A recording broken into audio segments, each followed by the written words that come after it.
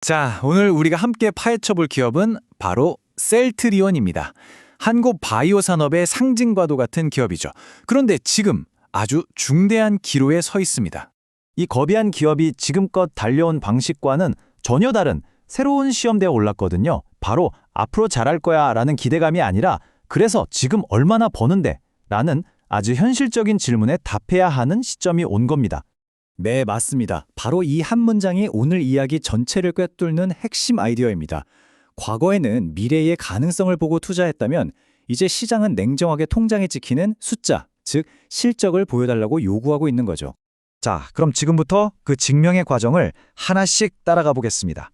먼저 셀트리온이 어떻게 새롭게 판을 짰는지, 그리고 그 중심에 있는 비장의목이 진펜트라는 무엇인지, 또 다른 미래 먹거리는 뭐가 있는지, 그리고 마지막으로 가장 중요한 이 모든 게 숫자로 어떻게 나타나는지 확인해 보시죠. 우선 첫 번째, 셀트리온의 새로운 시작입니다. 최근에 셀트리온 헬스케어랑 합병해서 통합 셀트리온이 됐잖아요. 이게 왜 중요하냐면 예전에는 개발, 생산, 판매가 다 다른 회사였는데 이걸 하나로 합친 거예요. 그러니까 중간에 나가는 비용 없이 이익을 온전히 다 가져올 수 있는 구조를 만든 겁니다. 훨씬 효율적이겠죠? 그리고 이 통합 셀트리온의 심장, 그 가장 중심에는 바로 진펜트라라는 약이 있습니다. 이건 정말 이 제품 하나에 회사의 명운이 걸렸다고 해도 과언이 아닐 정도로 중요한데요. 도대체 어떤 약이길래 이렇게까지 이야기하는 걸까요?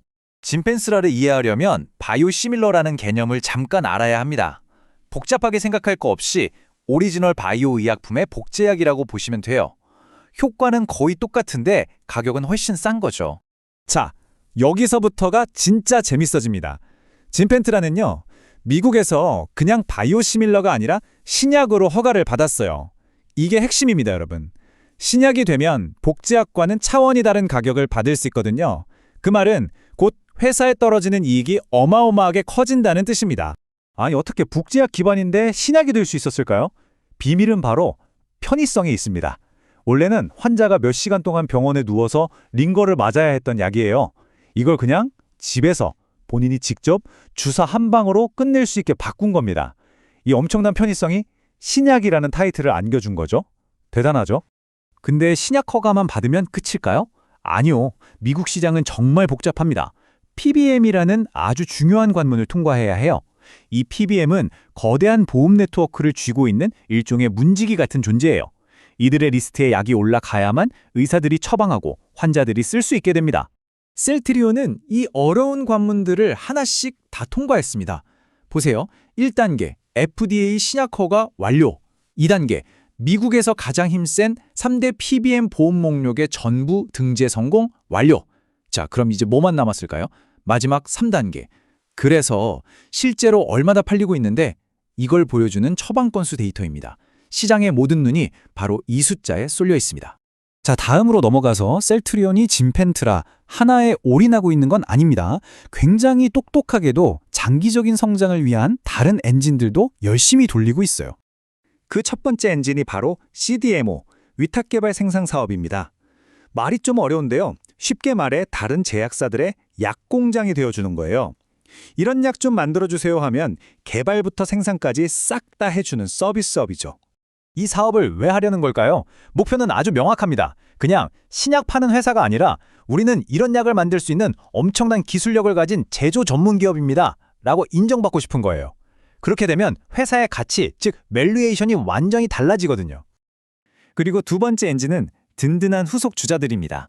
스텔라라, 아일리아, 졸레어, 이름만 들어도 알만한 유명한 약들의 바이오시밀러들이 줄줄이 출시를 기다리고 있죠. 이건 진펜트라가 혹시라도 조금 주춤하더라도 회사의 현금 흐름을 안정적으로 받쳐주는 일종의 안전망 같은 역할을 해줍니다. 자, 이제 오늘 이야기의 하이라이트입니다. 지금까지 저희가 살펴본 이 모든 전략들, 과연 실제 돈으로는 어떻게 연결될까요?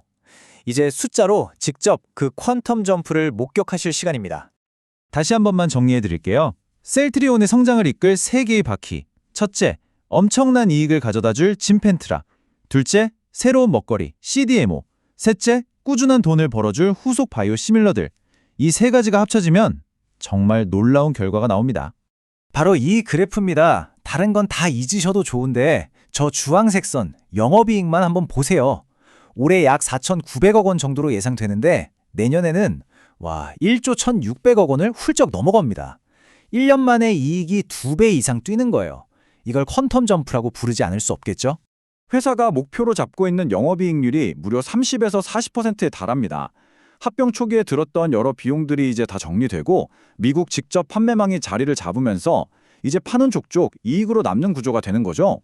이런 폭발적인 이익 증가는 영업 레버리지 효과로 설명할 수 있습니다.